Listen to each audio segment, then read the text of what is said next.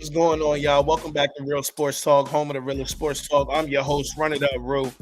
Man, Victory Monday. It feels good. Feels real good to pull out that victory. My voice is a little raspy. I did a lot of yelling last night, as I'm sure y'all did too. Man, what a game. A game of two halves for sure. And we're going to talk about both of them right here after this. Let's go.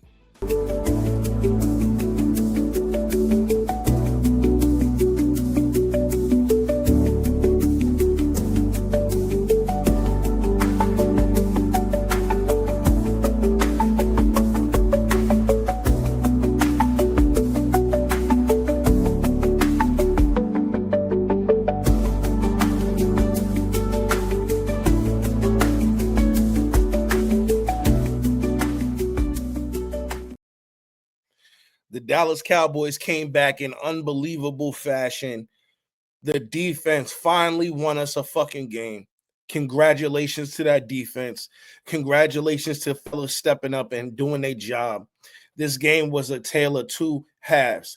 The first half, let's talk about it. Dallas gets the ball first. We go 3-and-out. They get the ball, they score a touchdown. We get the ball, 3-and-out. They get the ball, touchdown. We get the ball. I think it was a fumble. Might have been a fumble, could have been a 3-and-out. Either way, no points. They get the ball, touchdown. We spotted them 21 points. Now I know in between those touchdowns, it was a lot that went into it on our side. I felt like Dallas was defeating themselves in the first half. With the penalty on the fourth down, um, hitting the punter. Oh, that right there, it made it feel as though everything that could go wrong was going to go wrong in this game. That's what it felt like. We felt super defeated as a fan, and I'm sure many of y'all felt super defeated on how we executed, how we played, the attention to detail in the first half. Um, the the first quarter was just it was a nightmare for Dallas. Um, be Pre-game, my pre-game video, I spoke that Shotty was pretty much the biggest key to the game. That he had to be in his bag. Once again, I feel as though we started off very slow. Um, and because we're talking about Brian Schottenheimer, I just want to say this. Um, it's not that he doesn't have a bag. My problem with Shotty in his play calling is like there's no real rhyme or reason to his play calling. For example, Javonte Williams has been doing everything we needed a running back to do. Every time you give Malik Davis the ball, he does something positive. He gets some yards, right? Why the hell did we need Turpin to run the ball? Mind you, this is the first wide receiver since CD got injured trying to run as a running back. It didn't work. It did not work. Okay. And it's not that I'm upset with him trying, it's a matter of when. Like we were already down at that point, down big. I don't think it was 21 points yet, but I believe it might have been, or at least 14 points. Like there was no reason, no reason. And he fumbled on the fucking play. There is no reason to be trying to run Turpin as a running back. He's a buck 30 wet. Like, come on. Let's stop doing that, Shotty. Let's stop doing that. His red zone play calling is terrible. It's terrible. We did a lot of things to shoot ourselves in the foot um in this first half of this game. I mean, it was bad. It was bad. I was at work having a very, very hard time focusing, staying even keel, professional, all that. I was just bewildered about how bad, how poor we came out in that first half. we definitely didn't give me any signs of hope that in the second half things was going to get any better, right? Because remember, Philly started off with the ball in the second half. So not only did we spot them 21 points, but they got the ball back in the second half and could have went up even more points. But they did. They did. Because the second half was a completely different game. And I'll tell you why. My defense stopped Philly on 7 consecutive drives, forced them to punt, which gave Dallas the time, the drives that we needed to get back into this game. Dallas defense won this game. Dallas defense won this game. Let's not get it twisted. Let's not get it twisted. This game was not won due to the offense. Yes, Dak scored a touch. Dak threw some touch. He threw a pick in the end zone. Right? This wasn't a great game by no means by Dak. But what I will say is in the second half, he made winning plays. Dak put us in position to get back into this game. This defense put us in position to get back into this game. If this isn't a team win, I don't know what a team win is. I mean, the roller coaster ride is one I haven't been on in a long time. It was everything and more. This game cannot be understated of how important it was to win this game. My pregame, I let y'all know we didn't win this game. The rest of the season was just done. There was nothing to talk about. There's nothing to talk about if we would have lost this game. But we didn't. We didn't lose this game. What happened? George Pickens happened. George Pickens. I have to say this, and I mean it with the bottom of my heart. I'm about to get to the stats real quick. I'm going to call out the stats. But as far as a number one wide receiver on the Dallas Cowboys go, there is no debate. There is no debate that George Pickens is the number one wide receiver for the Dallas Cowboys right now. The way he plays the wide receiver position, okay, is a nightmare for defenses. His ability in the 50-50 ball it's more like 75-25 when you throw it up to him. But not only that, he's showing you his route running is on a whole nother level. A whole nother level. He was targeted 9 times and caught 9 passes. My man was playing, and it wasn't just bullshit catches. I'm talking crucial catches. I mean, if he didn't make those plays, we don't win this fucking game. If George Pickens drops just one ball, we may not have won this game. That's how important George Pickens was to this win. That's how important George Pickens was. CeeDee Lamb was targeted 12 times and only caught 4 passes. I don't know what is going on with CeeDee Lamb. He dropped a pass in the end zone, got up complaining as if the ball didn't go through his hands and hit his fucking body. I don't know what it is. I have a feeling that he's hearing the noise. And instead of it lighting a fire in him and making him want to perform even more, I think he has his eye on George Pickens.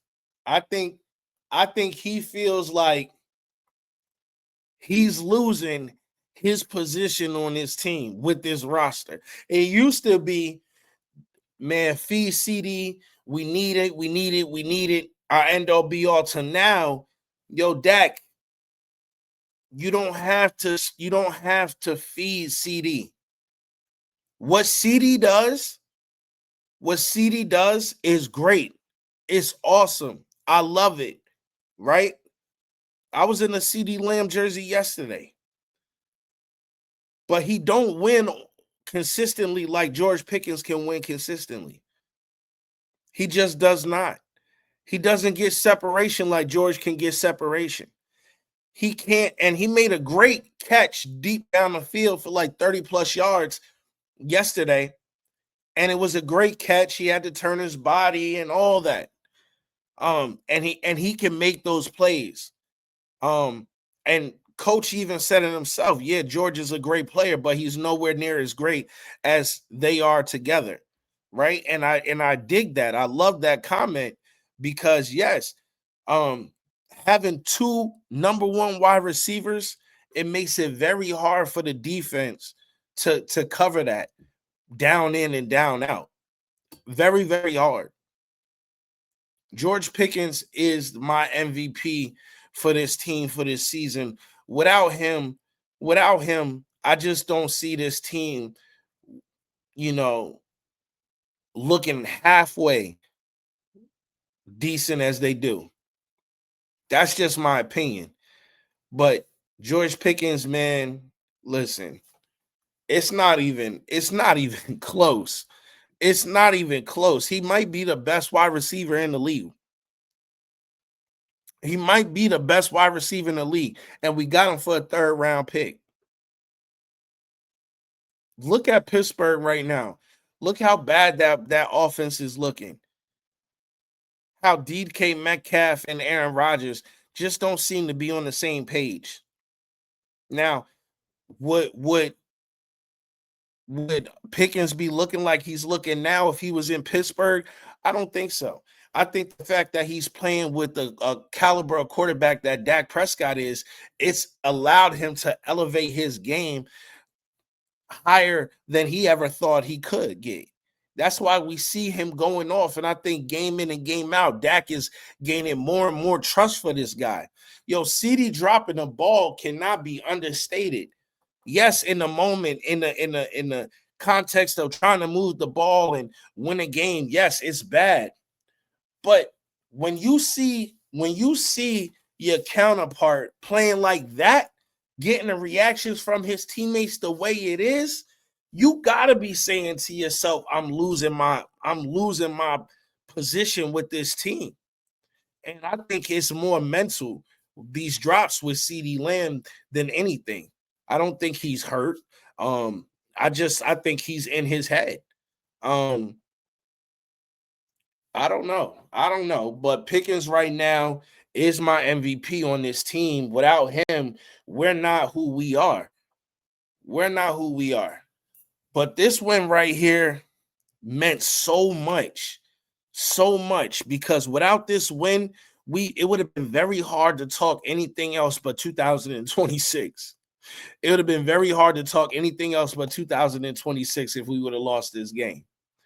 The record of Dak and Dallas can't beat a team over 500. Well, we just did that. The Super Bowl contenders, the Super Bowl champs of last season. We just came back and put 24 unanswered points on their head. That's what Dallas did. That's what Dak Prescott did. So going forward, I feel like the sky is the limit. As long as we handle our business, as long as this defensive front stays consistent, getting the pressure, stopping the run, like they've been doing for the last 2 weeks, then these last 6 games should go our way. We should get on a serious roll right here. I know we're in the toughest part of our schedule, and that's okay. That's okay. I went into this season saying I wanted to be tested the way we were going to be tested this season, right? Because that was the only way to grow. I don't want Dallas stacking wins with teams who are not going to be in the playoffs. Everybody that we're playing until the last 2 weeks of the season, so that for the next 4 games, 5 if you count yesterday, is against playoff caliber teams. Right? Now, are they all playing like playoff caliber teams right now? No, but they all have rosters that can be very competitive. So in no way, shape, or form can Dallas go into these next 5 weeks, not focused on the little things, not taking care of business. Right? This was a great win. This is something we can build off. We surely will build off this win, but we have to remain even keel. We have to remain focused on the mission and the goal at hand. But this was a great win. This was a great win for the Dallas Cowboys. This right, man, I had my phone was blowing up. Since the first quarter, people were talking shit, sending me text messages, all kinds of stuff, right? And I stayed quiet. One, because I wasn't in the mood. I was highly pissed off with what I was seeing. But I also knew that it's 4 quarters to this shit, right? And how you start necessarily doesn't mean that's how you're going to finish. And for the Dallas Cowboys, that definitely wasn't how we finished last night. So there's a lot to go off. We shut them out in the second half. No points. They couldn't run the ball. Let me get to these stats real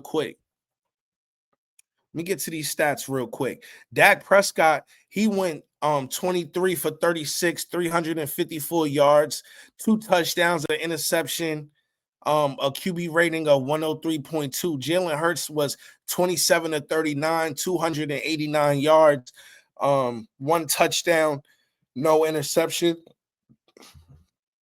Rushing, Philly, Jalen rushed for 7 times for 33 yards. Saquon Barkley, 10 attempts, 22 yards, average of 2.2 yards. His longest was 7 yards. Tank Bigsby got in for 1 attempt. He had 8 yards. His long was the 8, obviously.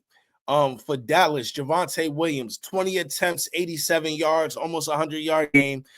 His long was for 20 yards, so he was still running hard. Malik Davis, 3 attempts for 24 yards. His longest was for 21 yards, right? So I'm loving every time Malik Davis gets an opportunity, he's doing his thing. Dak Prescott, 5 attempts, 9 yards, and a touchdown. Ran for 8 yards for that touchdown. Kevon Turpin, 2 attempts, 4 yards. Like I said, it's unnecessary. It's unnecessary. Hell, even Jake Ferguson had 1 rushing attempt. I don't even remember seeing that play. It went for 1 yard. I wonder what play that was. A receiving. AJ Brown, 8 catches for 10 attempts, 110 yards, a touchdown. His long was 22. Devontae Smith, 6 of 11, 89 yards, 41 was his long. Saquon Barkley caught 7 out of 8, 52 yards, 16 was his long. George Pickens for Dallas, 9 for 9. 9 for 9 for 146 yards, 1 touchdown. His longest was 43 yards. Let's go. CeeDee Lamb, 4 for 11. Come on, Lamb. You got to do better than that, bro. You got to do better than that, Lamb. For 75 yards, his longest was that 48-yard catch down the field. Like I said, beautiful catch and everything, but we just need more consistency out of Lamb. He can't be dropping passes the way he did. Dropped the touchdown. I didn't care for his reaction after the touchdown. All I needed was the pat on the chest, signifying that it was on me, and we move on to the next play. But to get up and act as if Dak didn't put it on the numbers, or you wanted it in a different location, or whatever the case may be. Maybe he was talking about there should have been a penalty call, but you need to come down with that catch regardless, Lamb. Regardless, you need to come down with that catch, Lamb. Ferguson, he went 5 for 6, 60 yards. His longest was 19. Kevontae Turpin, 1 for 2, 48 yards. He was out there doing his best. I can't really be mad with him. Now the fucking fumbles, right? Ball security, it has to be better. It has to be better. Ferguson fumbled, Turpin fumbled, but we forced fumbles in the second half, which allowed us to get back into this game. Saquon Barkley fumbled, he lost it. Gibson lost one, the tight end. He lost a fumble. One of those fumbles, actually, we got nothing off of because we went for it on 4th down in the red zone and still got nothing. I was screaming, take the points, but Coach said in a moment you make those decisions, and he just his thinking was, if we only go up, if we only take those 3 points there, they come down, score a touchdown and stuff like that, then we're really behind the sticks. But I still take those points right there and believe in my defense, because my defense have been have well, my defense had been stopping them, but that's in the second half, right? So you live and die with with these calls. So it was a great game defensively. We was tackling for sure. Donovan Wilson, 5 solo tackles. Um, it was just guys was everywhere. Azaraku was good. Um, Odigizua. With the addition of Williams and Kenny Clark, Odigizua has been eating for these last 2 weeks. Um, I think Kalen Carson has been playing great. I think we haven't been talking enough about Kalen Carson. Um, He's definitely been doing his thing. Siobhan Ravel, we're not talking about him. He had to come in for more ticks. He was on a pitch count, but due to Carson getting a little banged up, he had to come in and play some more time. Overshown, man, the speed is still there. His tenacity is unmatched. His nose for the football. He's just a dog, man. So I love to see these guys out there. And for the defense for Philly, they're not talking about it. They're talking about how the offense didn't score any points in the second half, but that defense gave up 24 points in the second half, right? They had no answers. Blake and shit went out injured. Dejon got smoked on a pass play. You know, so there was some good play from individuals on the Philly side, but hey man, they gave up 24 points in the second half. There's not a lot of praise to give those guys. You feel me? But overall, I'm just thankful. I'm just thankful that we were able to get this win in the way that we did. I feel like going forward, this is just adding rocket fuel to the team, and we just going to take off from here.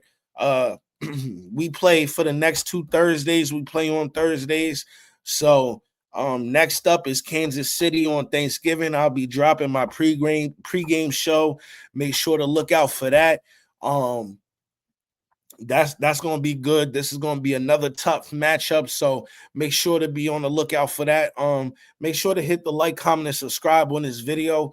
We always building over here for sure. But my last takes on the game, man, wow. That defense, man, that front seven, that front five, man, is just getting pressure, man. We stopping the run. We held Saquon Barkley to 22 yards. 22 yards. Come on, y'all. Come on. Come on. What more you want to see here from this team? It was just a great overall team win. And how about them boys? How about them? How about them? You gotta love it. Uh there gonna be all kinds of excuses coming from that side of the field or whatever. But at the end of the day, you gave up 24 points. You gave up 24 points and a half. What are we supposed to be talking about? What are we supposed to be talking about? Huh? What are we supposed to be talking about? I have no idea. But that's going to be all. I'm not going to hold y'all up for long. This has been another episode of Real Sports Talk, home of the realest sports talk. It's your boy, Run It Up Rule. Please remember to hit that like, comment, and subscribe button. We're always building over here. Any content creators who want to do any some work together, please hit me in my email. I'm always looking for people to do shows with. So it's your boy, Run It Up Rule, man. And we out. Oh, and it's the last thing I gotta say. That's all that's on my mind. That's all that's on my mind. Right there. And we out, y'all. Peace.